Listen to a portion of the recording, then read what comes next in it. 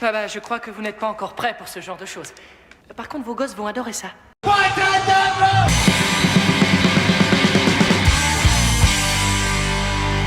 L'histoire du rock. Bonjour et bienvenue dans ce nouvel épisode de 1, 2, 3, 4, l'histoire du rock. Alors que le mouvement hippie bat son plein, l'Amérique ne sait pas encore qu'elle va être secouée par un ouragan sonique dévastateur qu'on appelle le punk. 4 gars du Queens, à New York, vont ringardiser les pads def et les solos de guitare à rallonge et imposer le perfecto jean slim et les accords primitifs. Je m'appelle Quincy Gann et voici l'histoire des Ramones.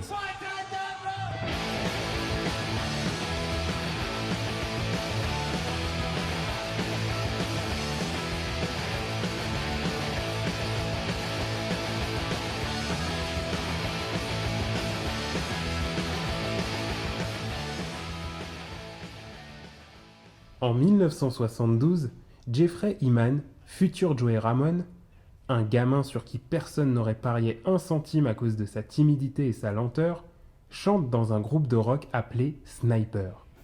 Non, ça n'a rien à voir avec Gravé dans la roche. C'est là que ses proches découvrent son plein potentiel. Parallèlement, John Cummings, futur Johnny Ramone, et Thomas Eldeley, futur Tommy, jouent dans un groupe appelé Tangerine Puppets. Cummings est à la guitare et Eldeley à la batterie. C'est quand un certain Douglas Colvin, futur Didi Ramone, quitte l'Allemagne pour déménager dans le Queens, qu'il fait la connaissance de Cummings et Hyman, Joey et Johnny. En 1974, les Ramones sont nés. D'abord sous la forme d'un trio, Joey Ramone est batteur, Johnny Ramone guitariste et Didi Ramone bassiste-chanteur.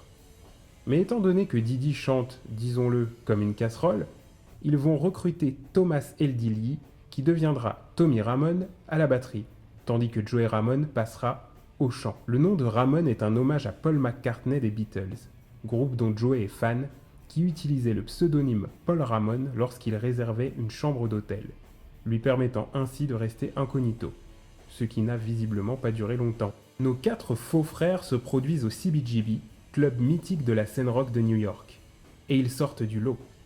En effet, le look blouson noir, t-shirt et jean moulant pantalon troué, ça paraît commun aujourd'hui. Mais en 1974, ça ne l'était pas du tout. Leurs prestations scéniques d'un temps record de 17 minutes, leurs morceaux dépouillés et sans concession alliant énergie folle et mélodie 60s sont des choses totalement nouvelles pour un public habitué à un rock plus progressif et sophistiqué. Holly Crystal, patron du CBGB, leur demande sans cesse de revenir. La plupart des groupes de bar jouent des reprises. Les Ramones, eux, jouaient leurs propres morceaux. Le bouche à oreille opère, le CBGB se remplit de plus en plus, le prix des entrées augmente. Le journaliste Danny Field, qui deviendra un personnage influent de l'histoire du punk, les découvre alors et convainc Seymour Stein, de Sire Records, de signer le groupe en 1975. Leur premier album sort début 1976 et s'intitule sobrement Ramones. Les textes sont ancrés dans la vie réelle. 53rd and 3rd, par exemple, parle de la prostitution des jeunes que l'on peut vraiment trouver au coin de la 53e et 3e rue.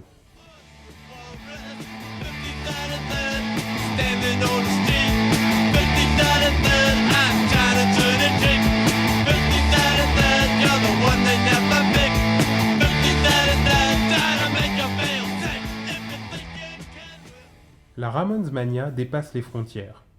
Les Ramones partent donner des concerts à Londres et là, c'est l'explosion. Ils ont une influence majeure sur la scène punk londonienne en plus de jouer à guichet fermé au Roundhouse de Londres. Parmi ces punk rockers en herbe, les membres des Clash et des Pistols qui ont pu les rencontrer. Ils disaient ne pas oser se lancer car ils n'étaient pas au point, ce à quoi les Ramones leur ont répondu « N'attendez pas d'être bons, prenez vos instruments et jouez. La suite, on la connaît. » Mais les Clash et les Pistols ont très vite dépassé leurs grands frères new-yorkais en termes de vente de disques et de notoriété. Les pionniers sont toujours moins bien servis que les copieurs.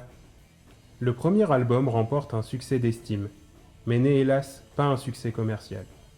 Idem pour le second album Leave Home sorti en 1977. Le troisième album, Rocket to Russia, sorti la même année, se hisse péniblement dans les charts. Leur force, c'était donc le live.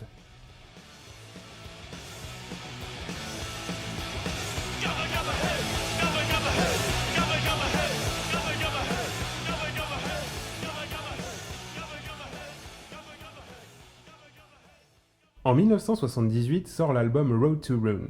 Tommy Ramone passe à la production et laisse sa place à Marky Ramone derrière les fûts. Mais c'est en 1979 que nos 4 brins ténébreux vont faire la pire rencontre de leur carrière. En effet, Phil Spector, producteur à succès dans les 60s, s'est mis en tête de produire ce qui sera selon lui le meilleur album des Ramones de tous les temps. Joey, fan invétéré du producteur, ne s'est pas fait prier pour accepter. Mais Johnny, devant l'étrangeté du personnage de Spector, savait que c'était une erreur.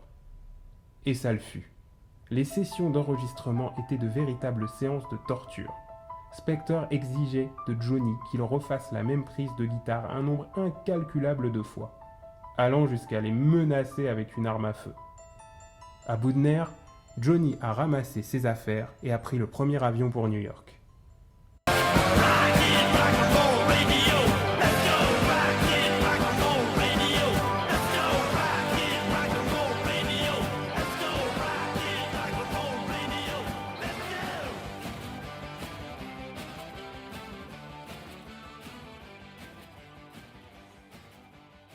Tout n'était pas tout rose dans la famille Ramones. Il y avait quelques tensions, notamment entre Joey et Johnny, que tout opposait. Johnny était un républicain conservateur, tandis que Joey était beaucoup plus à gauche. Johnny était autoritaire, tandis que Joey était plus en retrait et réservé. Mais la guerre fut définitivement déclarée entre les 2 faux frères ennemis lorsque Joey découvrit que sa petite amie Linda, Marie Daniel, avait une liaison avec Johnny. Linda est même devenue son épouse. Cet événement douloureux inspira à Joey la chanson The KKK Took My Baby Away, sortie en 1981 sur l'album Pleasant Dreams. Le KKK en question faisait référence à Joey et ses idées politiques très à droite. Comme quoi, personne n'est parfait.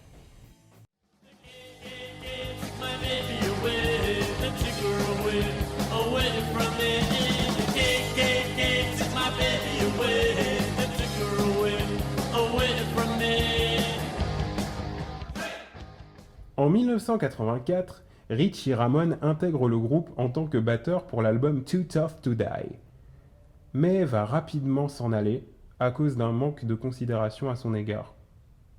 En 1989, c'est finalement Didi Ramone qui s'en va.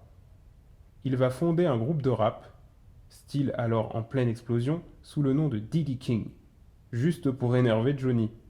C'est donc CJ Ramone qui remplacera Didi à la basse et au chant.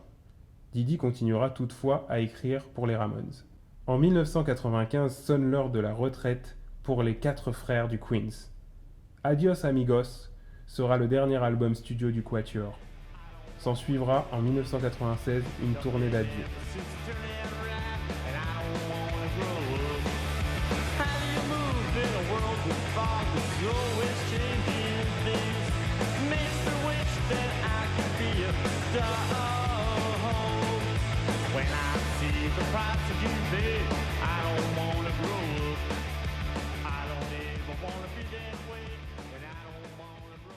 La liste des groupes que les Ramones ont influencés est tellement longue qu'il faudrait un podcast dédié juste pour la lire.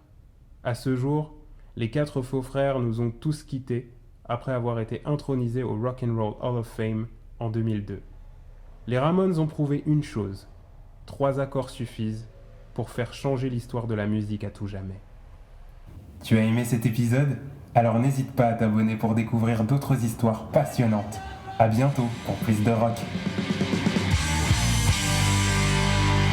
L'histoire du rock.